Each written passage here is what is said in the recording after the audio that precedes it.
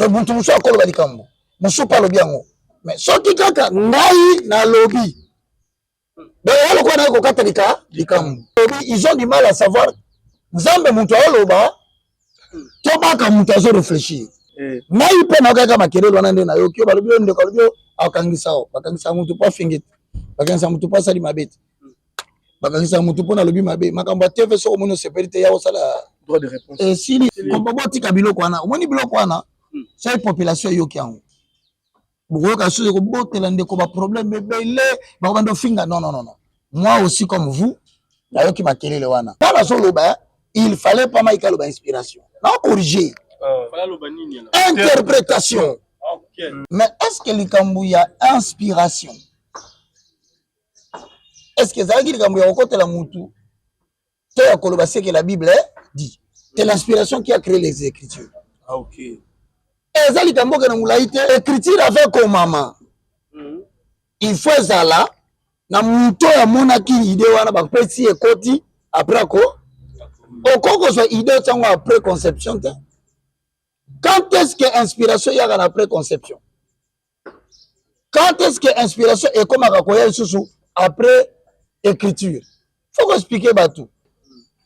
Donc vous ne pouvez pas placer l'inspiration après. L'inspiration qui vient après. Généralement, on est comme ça, tout le monde peut comprendre la révélation de la inspiration, c'est un souffle divin. La Bible, le logoi. Logoi, c'est ce que le Saint-Esprit enseigne.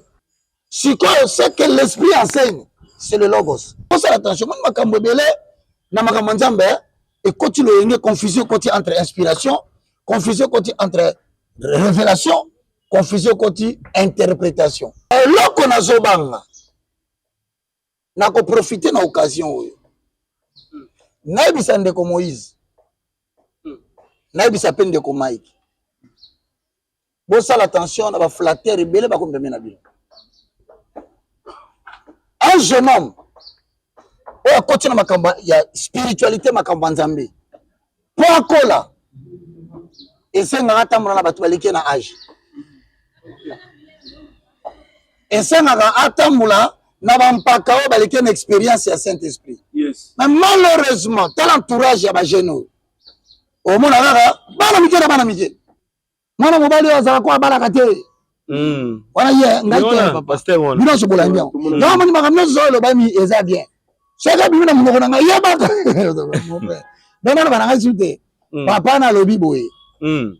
Na pesi pe mbote po ngala banda ko loba bien bino mona ngala sempoli nzamba tindali bino siko mutu penda ya bien alo bana mwana na mobali na balaka te olo bakata basangisi batu na stade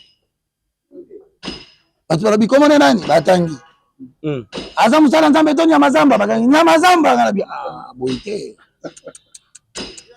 asilisi na olo bana papa na lobaki et bon wana taka munduki na mesa pas bimana mwana mwasi ya bato azamu sana nzambe to nyama zamba église nyama zamba ngana biseme bo benga pa pour bise boite e ba ba taba tu ba faseline ngaite ye mutalobi bola ndiete e ngol ba soki ngala saki mabe nzamba ke ko bimisa bino mutu aza malamu koleka ngai obomi nzembo wana il y a même ngaite bato balobaki on déjà avant herba ndoko bina banzembo wana ngala salaki te ngana tali na tv na oka bato bobina nzembo wana so bini ba bini monde ba te musafi bwe le message est codé et vous allez le reconnaître que Nzembo est un message codé. Tout ce qui est codé entre dans le cadre subliminal. Et tout ce qui est subliminal donne nécessairement un message ésotérique. Alors, na suki na ngawana, na ba passer ba sa posa frère Moïse Kabila bonbon. Il faut faire attention. Acte 20, 28. OK. T'es bon comme ça, ma camarade, mais t'es camaraderie. Moi, ça n'a pas camarade, t'es dans mon. Et puis, peu importe ce que les gens disent. Si ce que je dis vient de la parole de Dieu, le reste, je m'en fous. D'ailleurs, ça m'a dit Moïse Bana. Atongi, abengi nga ibisinga na likambu tala boy. Et le guide des jours te muso abengi nga ibisinga na mama yi. Église ya lelo. Fausse prophétie, ébélé, délivrance, makamuni surtout presque ma belle lelo na kati église ya lelo yo lo oza moko ya bayo basali po me belé pour que ozum sa évangile lelo na droitier ozum sa église lelo na bosolo wana mais bozolo banini komona miracle salami lelo ndeko aye na tabana ye tababongani azongi mutu je sais pas moi comment ba miracle na nyoso tout ba pasteur ko swana na télévision tozomona penze to salema mon belé. Il adviendra des temps où les gens ne s'attacheront plus à la saine doctrine.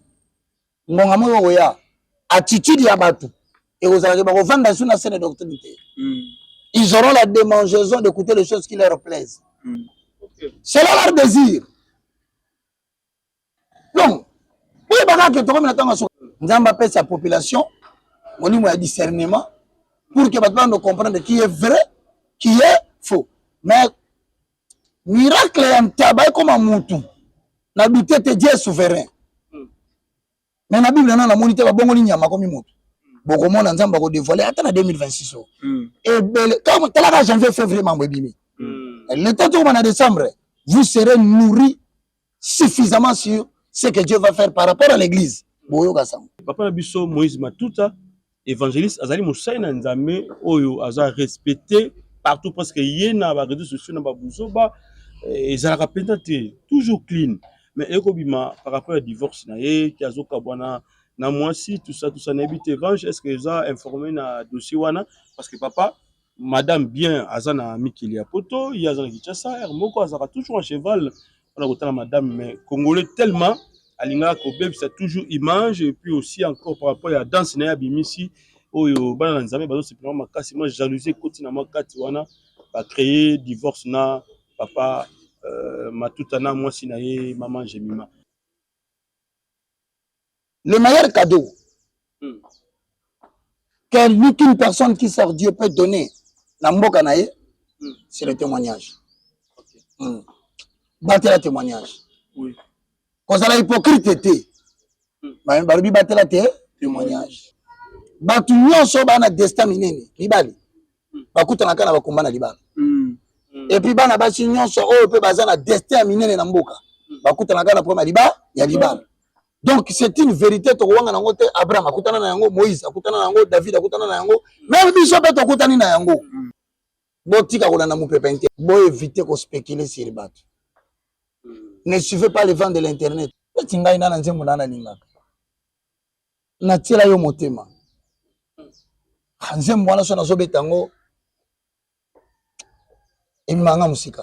De toute façon, aux ans, on attend la YouTube, la guerre de délivrance, en tout cas, tout 5 sur 5. Il y a Moïse va vivre le fara au monde. Mais à ça, il y a l'eau qu'on a zambé. Moïse a l'eau qu'on a zambé, commentaire regardé. La yenga moun a vivre dans le monde. La guerre va doubler à ma colonne. La minute on a eu la télé, en tout cas, tout va bien. La tension est qu'il Moïse a l'eau qu'on a. Et puis là, prophète en zambé. Nzamba osala, Nzamba Moïse osala. Nga moun a senti papa donc la tension est qu'il a senti. Donc papa Moïse a l'eau qu'on a zambé. Donc azali prophète azali eloko wana nga moko na ye en privé na vivre amour donc commentaire ya te boya na ozana bokomona eza kuja koloba te donc voilà quoi ezanga mon frère Junior merci en tout cas na ozana na eko kumisa nzamba ozana parce que na yaki participation ya délivrance en privé et puis kozonga na nga na ndaku na senga ki nzambe apesa nga musala fixe parce que nazalaki remplaçante na pesa ki requête na nge papa Moïse abondela ki po na ngai et puis kozonga na ngai na mboka na ngai nzamba ekosala bikamwa kaka moninga tozala naye alobiye azongi mboka naye a préféré aumela kuna atiki poste naye balobi madame yo pe kam tozo remplacer nzamba ozana ona yaki kosambela ona yaki koluka délivrance asali changement ya poste na facilité nyonso yango na ye kotatola nzambe wana bible lobi soki nzamba saleli yo il faut opesa témoignage yango édifier peuple na kati ya ozana na okumisa nzambe ya papa nanga Moïse azwa lokumu kembo masanjoli na miracle oya sali kati na bomo ina ngai pona ba oyo balingi koza ba place pona délivrance privée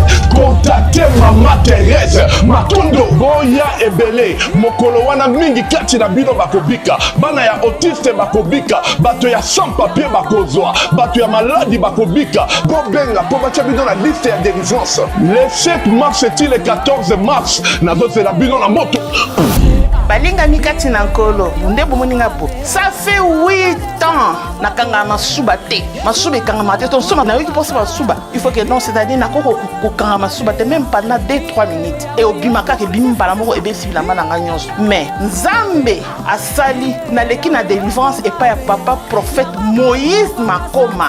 Papa prophète Moïse Makoma a bondeli po na ngai et le même jour à la même seconde masuba ezotanga susute nde bongo na ngabo masuba ezotanga susute. Gloire et louange à toi Seigneur Jésus-Christ de Nazareth. Il y a Hosanna ministre international. Il y a Papa Moïse Makoma.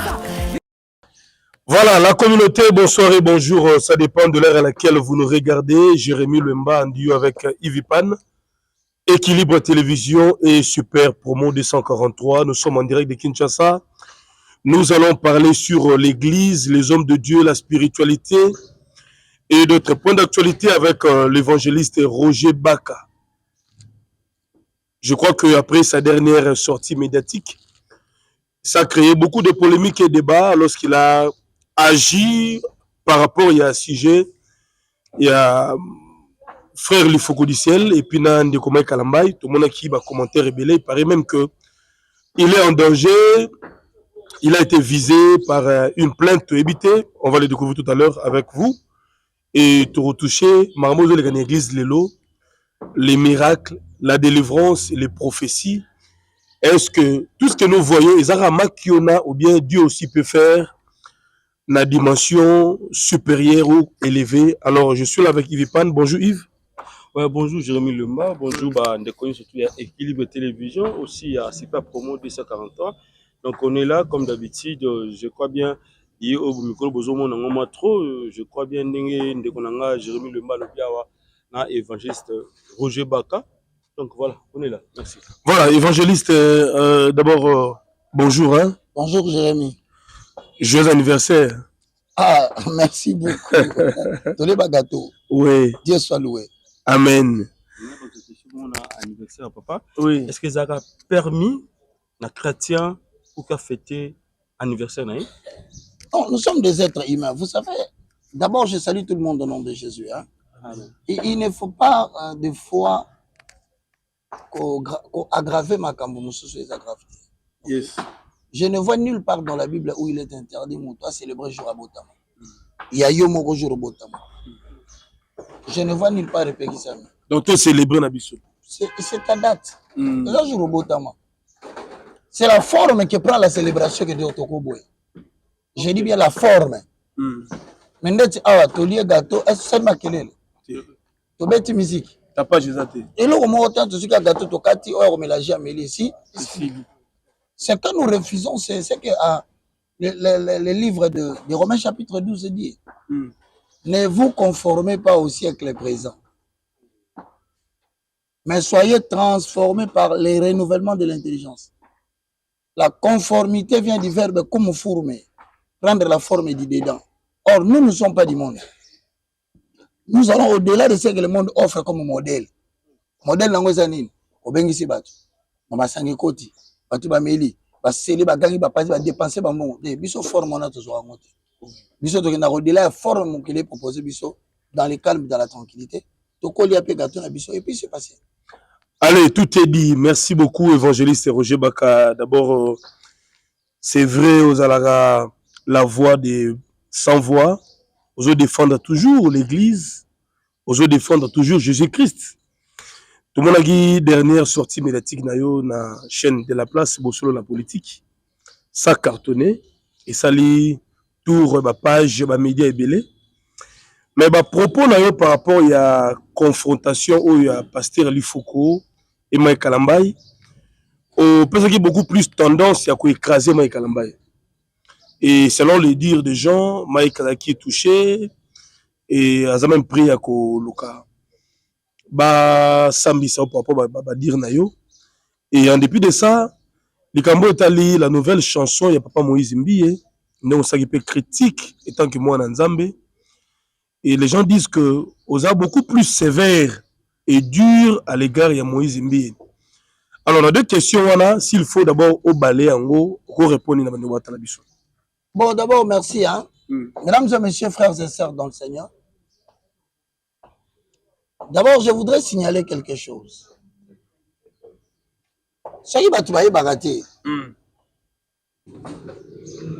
En toute humilité, moi je suis parmi les rares personnes. On est peut-être Botuninga. Vous avez passé un habitat sur vos attentes pour écouter un Mike. Botunae, qui est Roger Bak? Agobisayo. Erwana tozana no toza lelote. Erwana tozuina no o tozui lelote.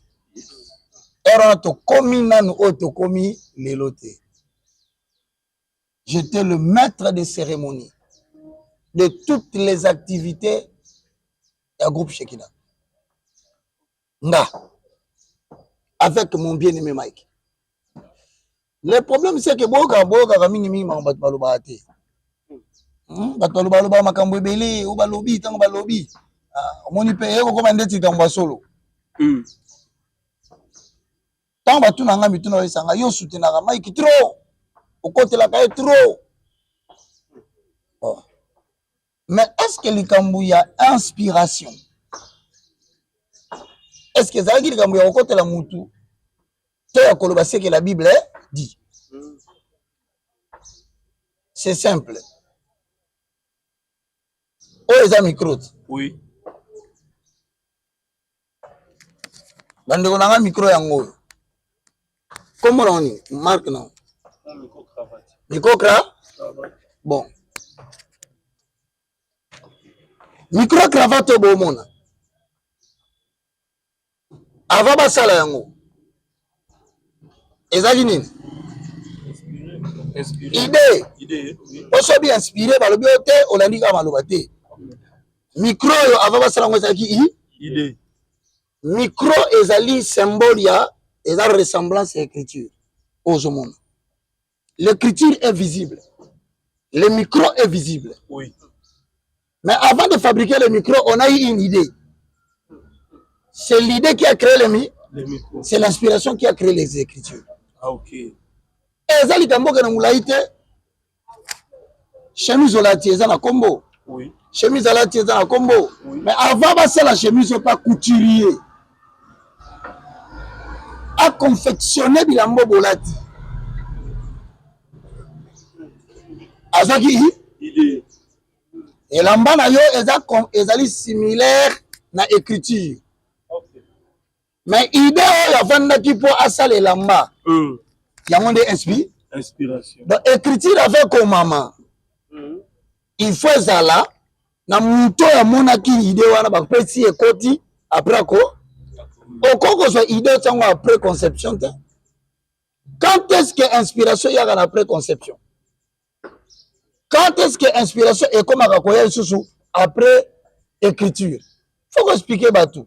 L'inspiration originelle, et ça le fait que nous avons par le Saint-Esprit et commis l'esprit après à quoi? Tant à commis, nous sommes encore autant. Bon, nous sommes autant de l'eau comme si une inspiration pas commis. Il y a peu à quoi inspiration écriture pour avoir l'initiation solo ya muto ya komaki yango. Il faut que le même Saint-Esprit aya su ko tangisa ya PCP maele yango mona ka songi batei batelemi. Bon mais ça na ko sala ngona ba église. To bonde la pona moté. To ba nini? Zambe. To tiki moté na maboko na yo. Yanzo to eku. Oya ya bo moté salati. Yo ça na mini ka tambo sambeli na bo bengi na. Qu'est-ce que vous n'avez pas l'inspiration? Et là, les moutons tellement ma péboye. Donc, vous ne pouvez pas placer l'inspiration après. L'inspiration qui vient après, généralement, on est comme un cas, tout le monde peut comprendre la révélation. Inspiration, c'est un souffle divin. La Bible, le logoi. Logoi, c'est que le Saint-Esprit enseigne. Là, c'est la langue grec araméen. C'est que l'esprit enseigne, c'est le logos.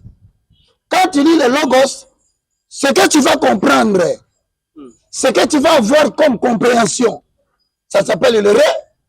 Le rema. Bon, ça attention. Moi, je suis et quand tu le confusion côté entre inspiration, confusion côté entre révélation, confusion côté interprétation.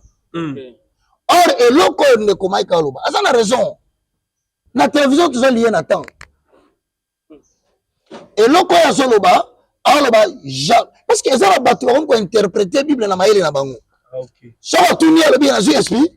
Il y a moyen le bien dans bango jamais beaucoup de sa faveur au lieu à l'oba interprétation de beaucoup ça.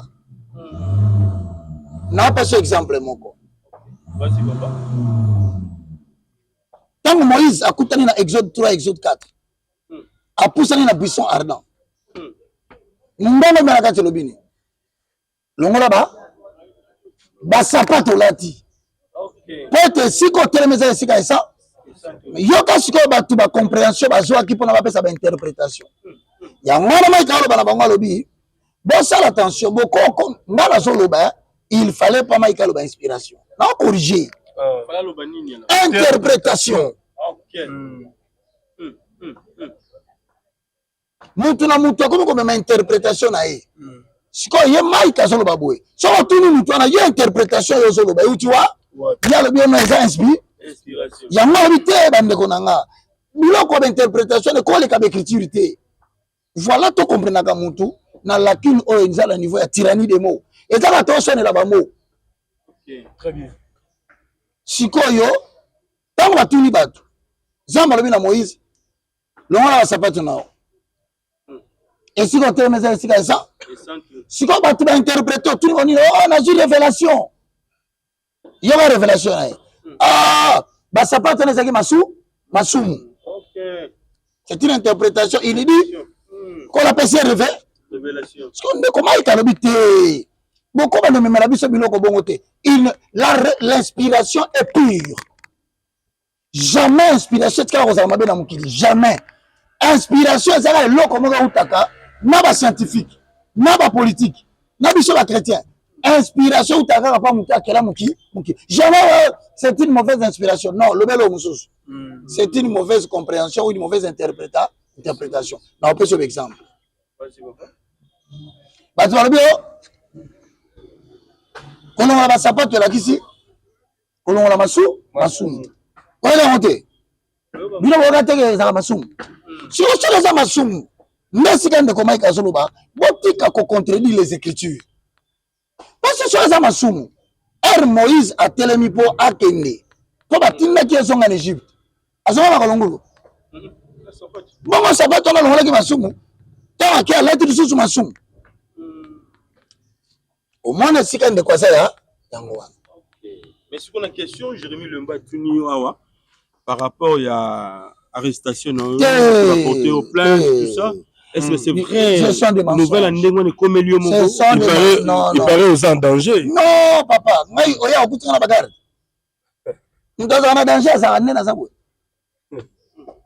Le problème que vous devez comprendre, Namboka, ça c'est un fait. On a noté à comprendre.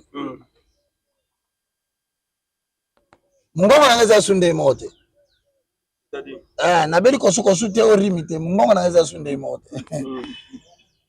Au remarqué nini alors? Il faut na sala nga moko na mitali na lobi non. Salaka attention sur soloba. OK. Parce que na ebi que j'ai comme l'impression, c'est ça que je comprends hein. Mongo na ko moyo kama makasi. Et comme une puissance moko ya kopanza na makasi. Donc buntu muso akolo balikambo. Muso pa lobi yango. Mais ce qui kaka ngai na lobby. Et ça veut dire que puissance et ministère et aucun na point que batunda bando mona Paul. Paul a ça ko na mukana 1 Corinthiens 7. Abi ce n'est pas Dieu qui parle, mais c'est moi. Vous comprenez? Donc batu tellement balandi yo, ba nimi ministère na yo, ba nimi musalo sali na mboka. Et comment on apprend que ceux qui ont lobby, ils ont du mal à savoir. Zambe Moutoua Loba, Tobaka Moutazo réfléchir.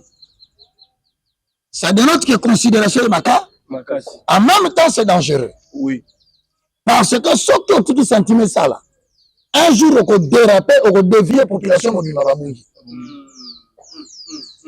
Et on a considéré que bato mosusu babele kamana nazongela te bamenase nga te bamenase nga te mais ozobanga quand même nani abanga yo somona putulu ebangi eyoki somo akotumbama putulu c'est le résultat loko batumba déjà mon cher mais donc en bref na kati bo spéculer te sur ye ngai mpe nakaka makelelo wana nde nayoki yo balobi yo ndeko alobi yo akangisa o bakangisa mutu mpo afingeti bakangisa mutu mpo asali mabe te bakangisa mutu mpo nalobi mabe makambo ya tv soko omoni osepeli te ya kosala droit de réponse esili ezalaka bongo même ata bino bajournaliste nazokamwa ekomi yo bakangi journaliste te bakangaka journaliste te soki alobi makambo omoni kosepeli te tu as le droit de passer à la télévision yo mpe lakisa bato ke likambo oyebi eza ya solo kocontreli makambo esi botika biloko wana omoni biloko wana soki population eyoki yango bokoyoka soki kobotela ndeko baproblème ebele bakobanda ofinga non moi aussi comme vous nayoki makelele wana mais je vous le dis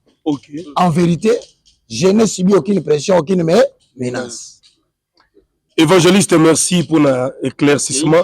Les campagnes à Moïse Mbi. Chanson ainsi qu'à Moïse Mbi, ils ont cartonné. Tout le monde peut analyser ça qui par rapport à Nzimbona. Au peut c'est une couleur claire. Chanson nous avons la païenne. Dans sango nani ba parole où il y a placé dans kationa. Mais ba tout peut citer Bethel. Bazana kanda contre yo babi yo simba ka Moïse Mbi. Quand c'est Moïse Guégué Oye, quand c'est la chanson Oye, c'est quoi le dossier? Bon, d'abord, Nabandele.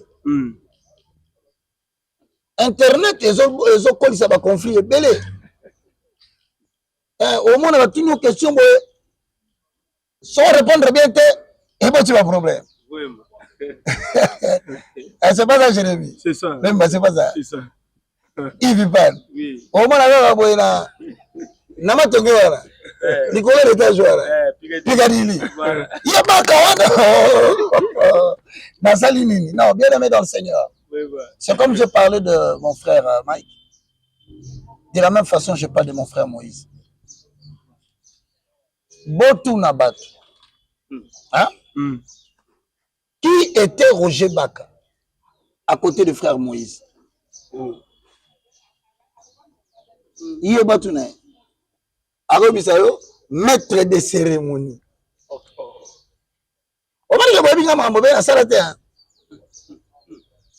Beaucoup commentent là-bas ça makelele. Je te donne la preuve. Quand on internet comment concert de Moïse à Venice Hotel. T'as maître de cérémonie Roger Bak. Musicien chrétien. Pour le local comment la timidité babo manak. Mais ma musicien chrétien ne va vendre. Combien de gens que Bak a participé na réalisation, il y a cérémonie, il y a musique, il y a musicien. Tant que là, combo, azati. Le bar la télévision, Baka, nani a sali promotion té. Donc, jour wana, nazara mutumalam. Na modéré concert ici, je te rappelle, de triste mémoire. Papa n'a confité, papa zana mamaza. C'est le jour où on a fait l'appel de fonds. Qui l'a fait? Roger Bak. Bokolo ba partout bo mati bokiti. Na kati motema na ni ande konanga Moïse. Abi sabino bon lobaka to boya kai po ya koma la vérité kili alobaka ba vérité. Mais non na asuma ngai. Tout la bango question. Dans asuma kala bafuta kai combien? Mutu kani ba pesa kai. Tu n'as pas musicien chrétien que no pesa José Nzita Moseka Nankolo.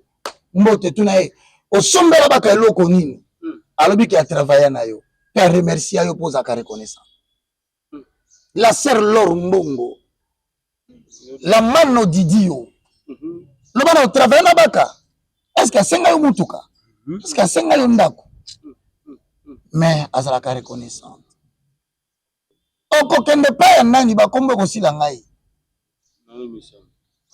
Marie Misambo Yahweh nanga yo kumama nani asali promotion album wana nani atambusi la pauvre place azali na l'église pour ça la promotion te pesa bo frande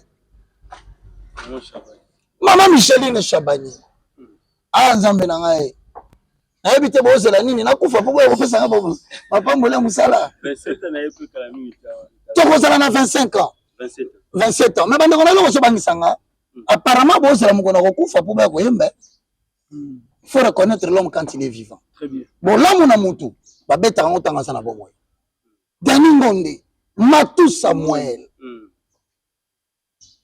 Koulou Matope. Coupe na ebite nani akoloba ke baka saki mwana musala na ngai te. Ozoka batu babelela na nzela papa. Et là, vous avez le problème, il y a donc, comme il est là, Baka a tué 10 000.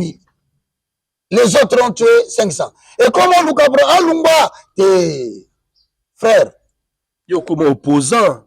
Il y a un autre secours. Maintenant, je n'ai pas de promotion. Je n'ai pas de 5 minutes. Mais là, qu'on a zobanga. Na ko profiter na occasion oyo na ebisa ndeko Moïse na ebisa pe ndeko Mike bo sala attention na ba flatteur ebele ba kombemena na bilo un jeune homme oyo akoti na makamba ya spiritualité makamba nzambe po akola esengaka tambola na bato baleki na âge esengaka atambola n'a pas une expérience à Saint-Esprit. Yes. Mais malheureusement, tel entourage y a des jeunes. Au monde, ba flatteur na ba flatteur. Bisenga senga, eza bele ba pembeni wana, a vivre kaka na mbongo ba pesa kai. Et pas se pelisa mutu wana bia, ba kana ko mona. Ngana omona nini? Na linga bango mingi puis faut tia mutu ne lo moko. Yo lelo Yves. Jérémy Louimba. Oui. Il y a beaucoup reproché Mike. Il y a beaucoup reproché Moïse. Beaucoup de la maman Micheline. La vérité, c'est quoi? Dans chaque génération, oui. Quand on a mis mutu à génération, on a encore le vélo de Camboyo, Oyoki. Oui, oui. Et la génération,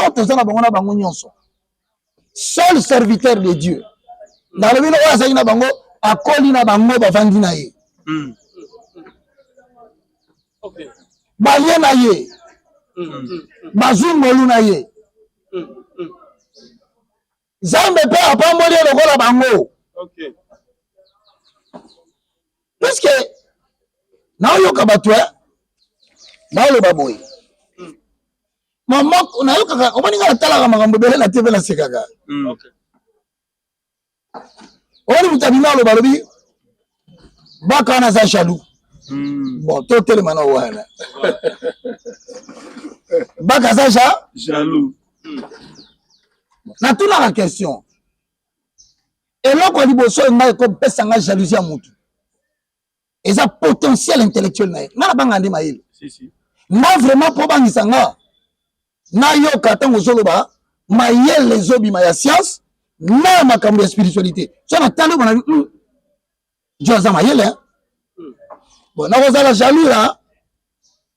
Bah, parce qu'il faut savoir un âge, ça va aller. Bah, Kalamba, bah, moi, bah, yebi papa, bon, yo organise de l'autre qui colle à Pambolio, n'a pas comme Yaya Sony. Dans ce longtemps, papa, mon n'a comme Yaya Gizamina. Ah non, il faut respecter les aînés. Oui. Bah, ça va aller qui mena 4 musala, et ça permet de te benga bongo baliki. Ok, mais na 4 respect wana. Jalousie à Liboso. C'est le potentiel intellectuel, l'ouverture de l'esprit comme le fils d'Isaacar. Ouverture d'esprit comme Daniel 12:4. Daniel, toi Daniel, garde ces choses secrètes. Il faut le sceller jusqu'à la fin des temps. Ceux qui la liront, la connaissance augmentera.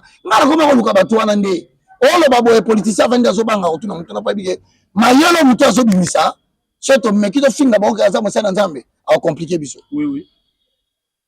Bon, à partir de Maïle, na jalousie na. Mais pourquoi pas coller Maïle? Autant la prédication la bangote. Il y a un lobby de question mutuna kitoko. Mais ngai pena bata na mboko yo, na ndenga respect. Parce que mutu pena na lobby te na leki na bandi na bidango avec toute humilité. Ologo la bino bozo boya na bino koloba. Donc mutu zo epate azati. C'est bazar. Na lobby bongo te na bina baleki na nga. En matière de connaissance ya Bible na ancienneté na kokola. J'ai beaucoup à leur donner, malgré tout, Yoganati. Très bien.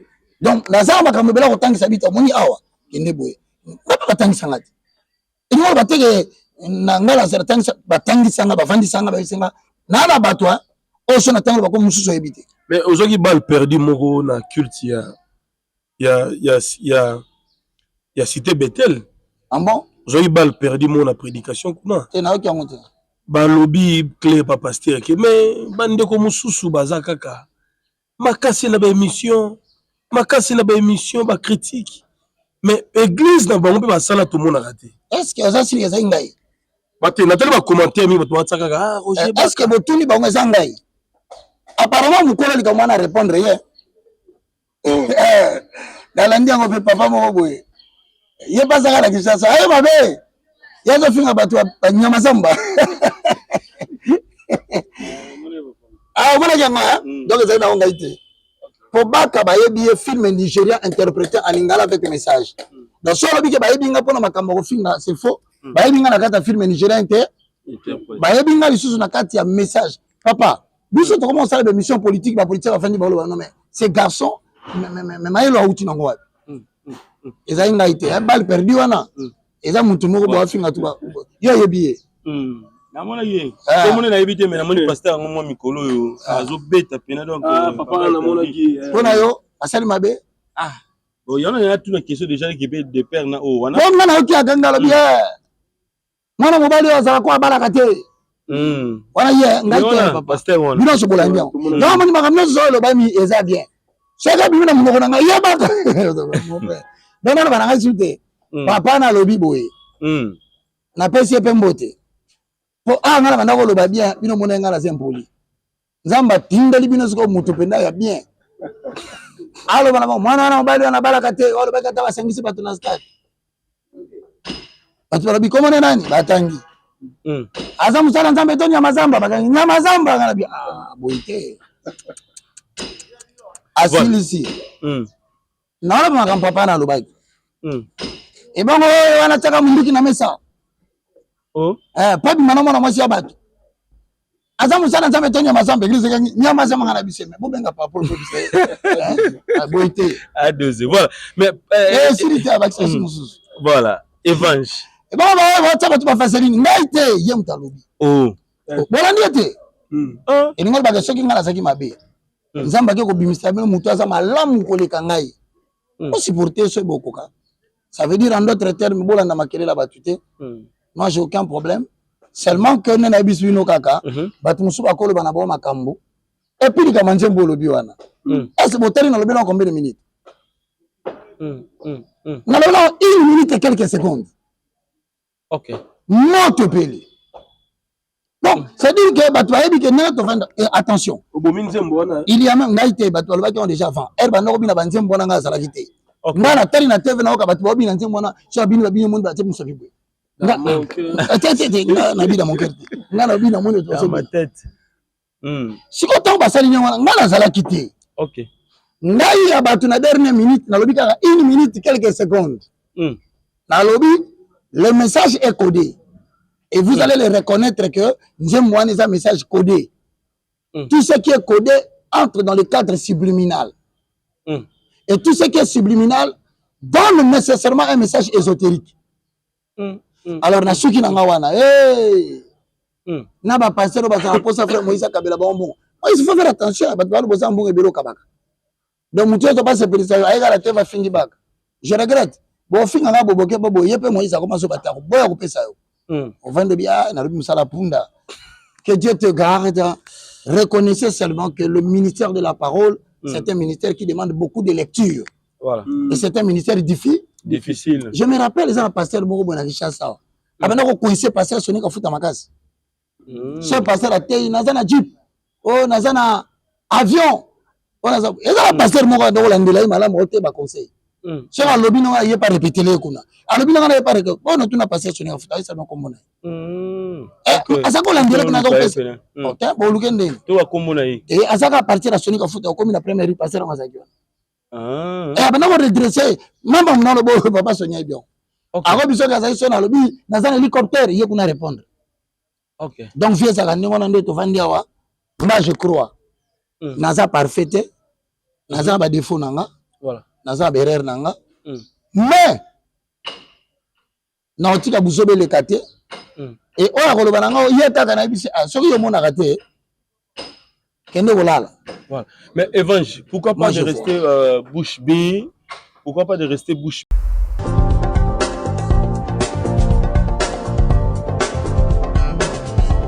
Pas question de vous tergiverser pendant vos longs et courts séjours à Kinshasa, la capitale congolaise. En famille, couple et singleton. Le meuble Emma met à votre disposition des appartements répondant aux normes internationales. Composés chacun d'un salon VIP, de chambres à coucher, salle à manger et salle de bain, ainsi que de cuisine, tout équipé.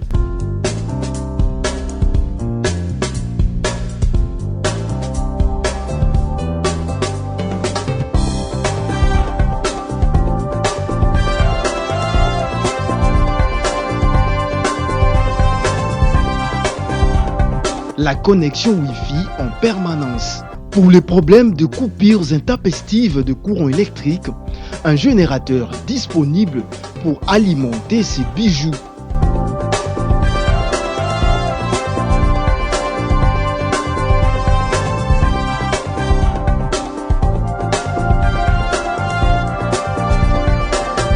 Notre adresse, avenue Balinga, numéro 9, Yolocide, commune de Kalamou.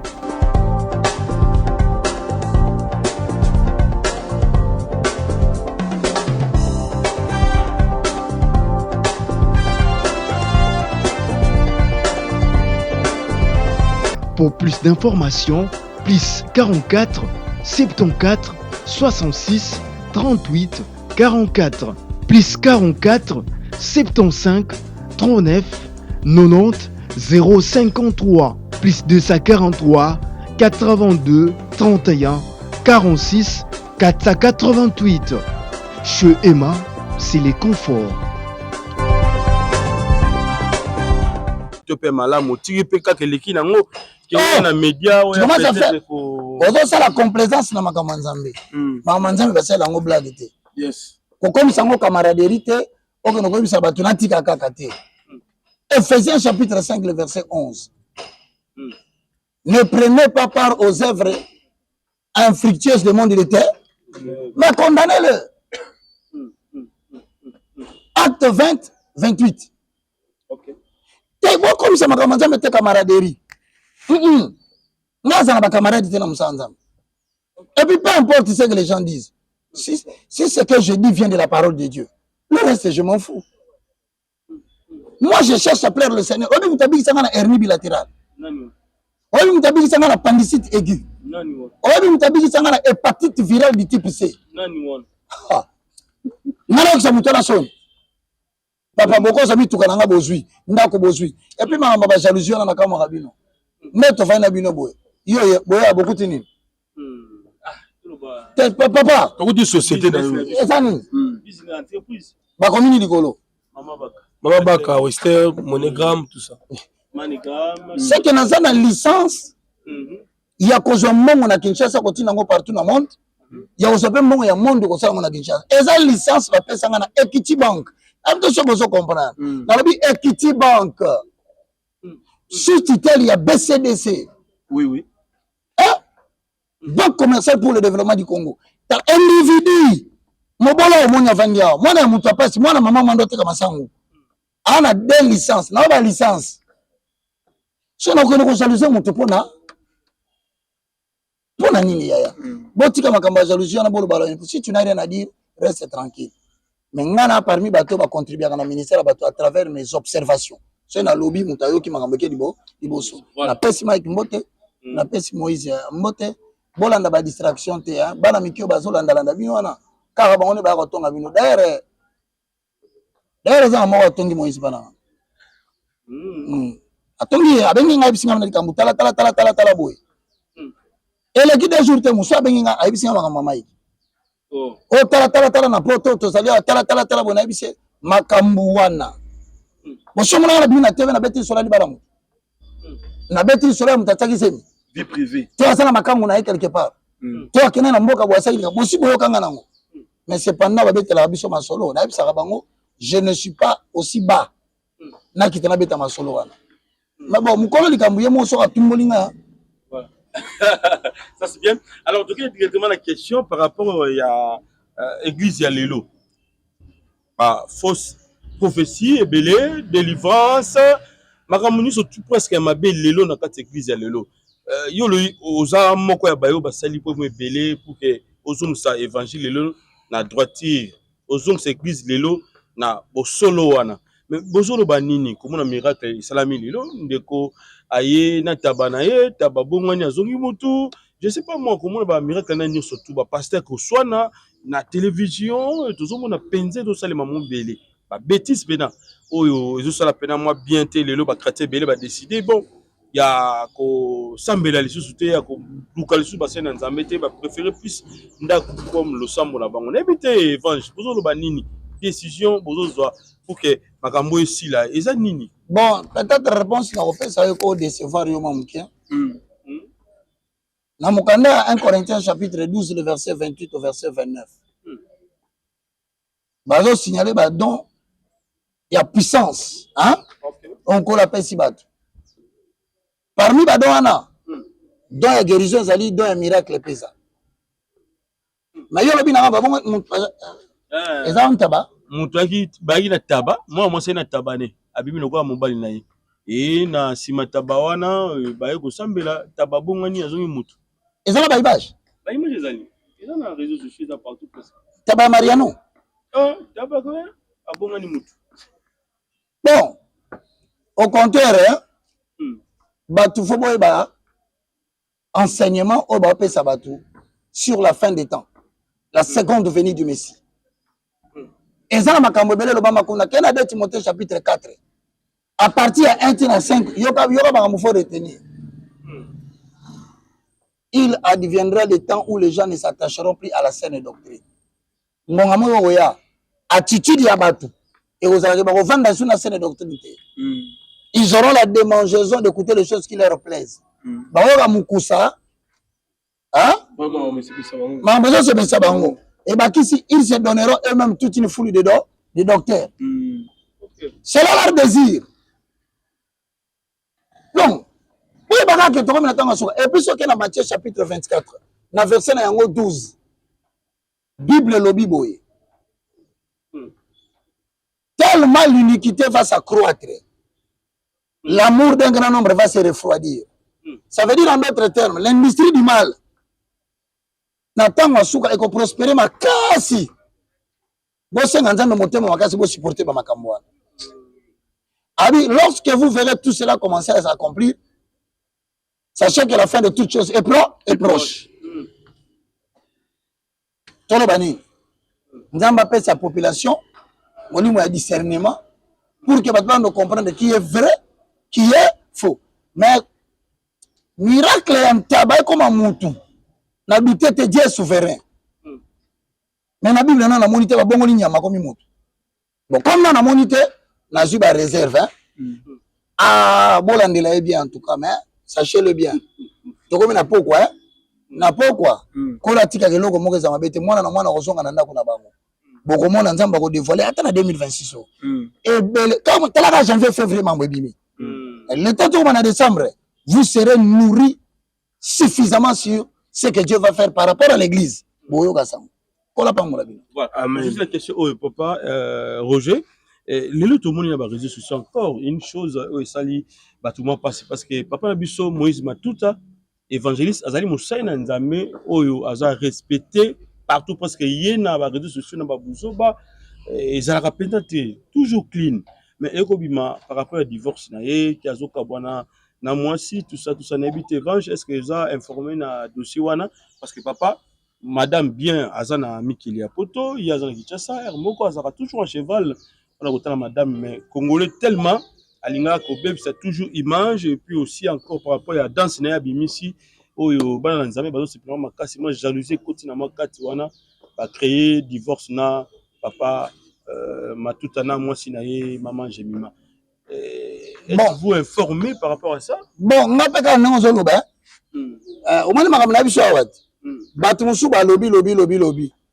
que base lebi mana munoko ya baka po batika batinyo so lobaki ba baka mutalobi te ngai pe natali na munyo kaka ndenge wana. Mais je pense le meilleur cadeau qu'une personne qui sert Dieu peut donner na mboka na ye, c'est le témoignage. Batela témoignage. Oui. Quand ça la hypocrite té. Barubi batela témoignage. En tout cas, mais je pense il est préférable pour que ba question comme tout na mangaboye. Na roluka numéro na ye, na obenga na tuna comment ça va. Cela ebisi ngai. Et je ne trouve même pas important na koloba na TV. Peut-être ça la ponga moko na yeba. Parce que papa ba ko sabinote batu nyonso bana destin minene libali bakutana kana bakombana libala et puis bana basi nyonso oyo pe bazana destin minene na mboka bakutana kana pour maliba ya libala. Donc c'est une vérité to wanga nango te. Abraham akutana na yango, Moïse akutana na yango, David akutana na yango, même biso pe to kutani na yango. Alors que Dieu vous bénisse en tout cas sur ce point là. Na conseil ka batu botika ko na mupepe internet. Je vais dire une vérité. Bon, moi, Internet, et fonctionne en termes de vue. Actualité. Bon, Internet. Vue est selon l'actualité. Une bonne personne qui travaille dans le monde Internet face à la capacité à localiser où se situe l'élément le plus suivi de la saison. Sinon, tu vas nous avoir 14 vies, 15 vies. Mais il y a la place problème. Pourtant, on soit parti à la Bakati. Quand on a une émission, tout le monde faut éviter de spéculer sur le bateau. Ne suivez pas les vents de l'internet. On vérifie, on qualité, on na TV. Non, on va na Facebook. Sachez aussi na Babilobela wana. Structure mo bimi asika.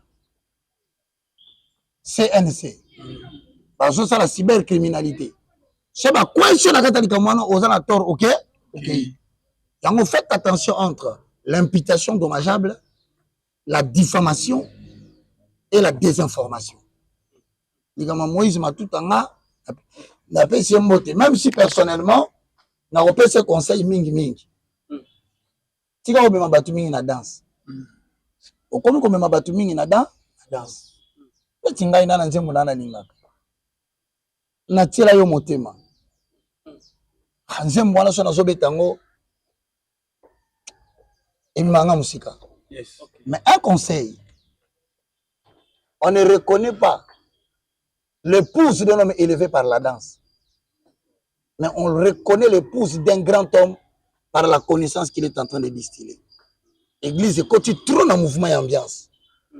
Mais ce bâti parole, faites très attention. Sentiment, comment quand tu tournes à l'église. Du reste, je ne connais rien. Et puis, sinon, quand tu retournes, pas tu tournes. Tu es quand même clean. Alors, bien déjà, tu pénétrer dans ma campagne, et puis, moi, il n'y en a pas. Mais moi, il y a ce que comme l'internet. Parce que le lot, c'est le lobby bazongani. Ngai na mona ba makambo mabala batu. Dis papa, biso c'est un problème. Oui. Attends, na te na so problème na madame. Ba tu ba lo ba te, ngana lo ba na ngai. To bebana, to discuter, to soini, to kabwani, mais eza makambo ya vie ya batu. À quoi ça sert que nous comptons la vie privée à batu? Bon, bino ba na lo ba makambo batu nyonso. Hein? Ngalo makambo elian. Boka mungongo na ngata mamelian. Le bangote. C'est ça les yo soka ngai na beti likambo zawadi. Voilà donc mais yo pe na ko balakit. Déjà. Vous avez un problème na maman ba bisinga période moko boya. Eh zaka ko swana ga. Ah! Ndengwana déjà ba swana ga. Je l'ai bien sonné était. Na madame. Eh bien na rapé. Mais est-ce que photo ko le bango? Non, vie privée. Et surtout que sur le écran. Madame a bisinga yi. Papa yo mtopesa ba conseil. Yebisa Jérémie. azo yamba ba perdre na butu azo sona batu na butu na lo bana yo te za batu balanda biso papa na batu balanda biso la taboma ozo mona babengi ba komi au frère papi batala boyo elengo mwasi Jérémy le téléphone ça y est la cause la bonne le problème. Voilà, merci beaucoup. Nous sommes arrivés à la fin, mesdames et messieurs, de cet entretien. Partout où vous nous consommez, soyez bénis. L'homme de Dieu Totiki quand même, hein. Deux hommes Rolambo Tamanayo. Au célébrer na bana, na bande ko ba la bisope, na famille et consort. Pour clore au Kolobanini quand même. Non, on appelle Sibino d'abord, merci. Au moins, Yves Pan, c'est parmi les personnes, faut être sincère, tout banda qui n'a internet, na tongo. Toji ba makambo ebele. Ba menace, ba dérangement, et puis Yves Pan, jour mo ba mutu mo se prendre ka afinga ngai. Alike panaye. Ngala tunye Yves. Comment il voit na mutu eka intention afinga ngai. Il va dire Evanjo. Bazena Alvin. Et là, il a eu pas de témoignage de mon. Papa. Oh, professeur, le la moni. Ngana ndako balobe bakanga ndoki. Na mboko na saka mutu aner elongwe. Oh non, ti ba to fena habiter les seuls serviteurs de Dieu. To persévérer na to fandi na to moni ati la so continue makambo ya Nzambe. Na sinikela ka kutu Alvin, na pesa mot Alvin. Photo ça l'émission. Na sala la cop mo bakanga. Alvin la bibali banda tala basona boye. Alvin a kimi. Non yo ka ba problème, c'est ko bakanga ki. Et moi ça sera j'ai vous boya comment bien en goût. Il pas n'y a tout ça l'émission. La cause. Allô. Ipan. Ozab. Yo Ipan. Bakongo. Yo Ipan. La sala Bakongo. C'est bon ça Alvin. Bana bazala pitadili. Oki silence ko tu na signaler Alvin. Ayo Alvin. Le bana à Paris. Ce sont mes frères dans l'Ingabango. Et mon collègue Ali va former la montée m'a témoigner. Papa Sabino que parmi les hommes les plus humbles, les hommes les plus effacés, pour nga nazala nga motuté. Ceux les moindres, les plus petits de tous les serviteurs de Dieu. Non, moi bato sur la bango boy. Bako biso ke bana musana nzambe mote na Congo. Basekara na bango nde basekara na. Voilà un peu, n'a pas si bino merci bino balande émission yo. Beau transmettre message que Roger Bakana dépend avec personne. D'ailleurs, bato baza sincère. Au moins, il y a 2 ans qui parle de musicien dans le bâté. Et que le bon caca, pas Israël Moutombo que je salue. Et puis, dans le bien, c'est vrai. Bato musu bako za baza ba problème na bango. Ba bengi nga Roger ya osala émission toloba. Ya osala émission ya bisi bango. Mais apparemment bino za problème na ye. Au niveau utiliser ngai pour régler problème na nga na lobele comme inspiration, livre inspiration et la révélation ezobima. Nanda ko komango déjà, ça te pona makambo. Soki bimi na obenga bino boye tofandi, solo kola pambola bino. Na ina pesa bino conseil ka moko. Vitesse na vitesse. Amen. Au salam musala nzambo pambola bino autant convenable. Que l'Éternel Dieu vous bénisse. Quant à ceux qui m'ont suivi, je suis le moindre de tous. Aux apôtres sur la nanga, au pesanga conseil c'est le 09 ou le 090 numéro nanga WhatsApp 090 79 66 785 090 79 66 785. Bon, ça la tête 2 semaines, hein? 2 semaines, et l'équipe actualité, il y a boye, tu solo tranquillement. Ton temps qu'à samedi, 2 semaines après, tu solo. Pour moi, la tête, tu bébana, tu kabwana, tu s'en biso bien. Bango pere ba mo na makambo. Nezala ka allo. Olande bala mubwe. Mutu mo kazo proposer na ina pesa mbongo oya tokutana. Bango na baza baseka batteur moko bien ta frère za mo sérieux.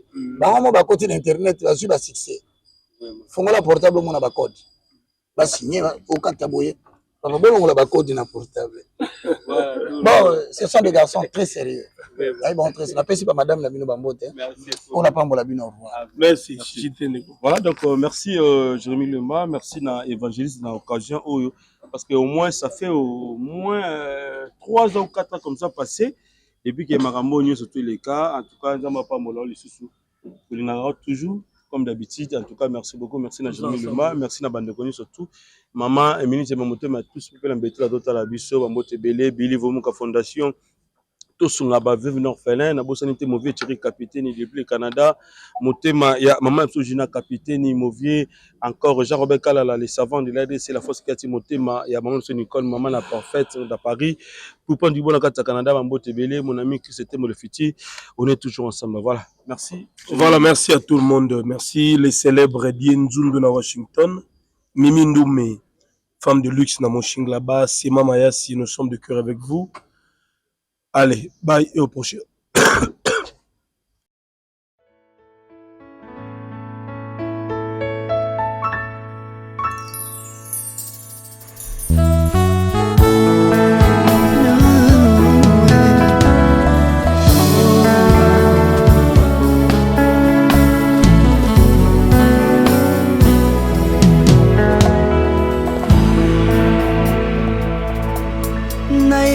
Na yo papa nanga monisanga loboko na yo nayepa na yo mosantu yo monisanga loboko na yo nzamba lolo yo azosale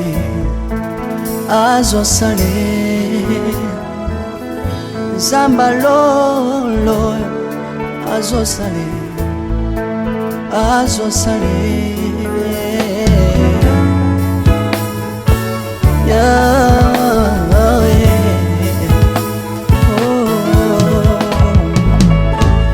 nayipa na yo papa nanga monisanga loboko na yo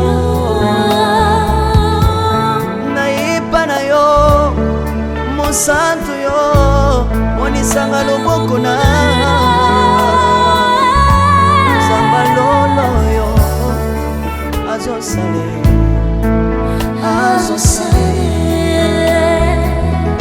nzamba kabasangolue azosale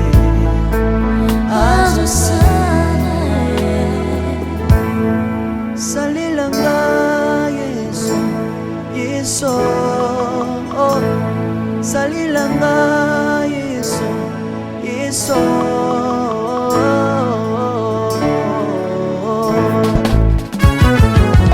Alléluia. Yesu azana pamoja. Kombama na yo Jésus. Kombama. Chirubu. Yesu na lingi na tachona Yesu. Papa na lingi na témoigner sambalo na ye. Napena tato na bonsambe na yo bato. Yoka bosenga na nga sabaka basaye.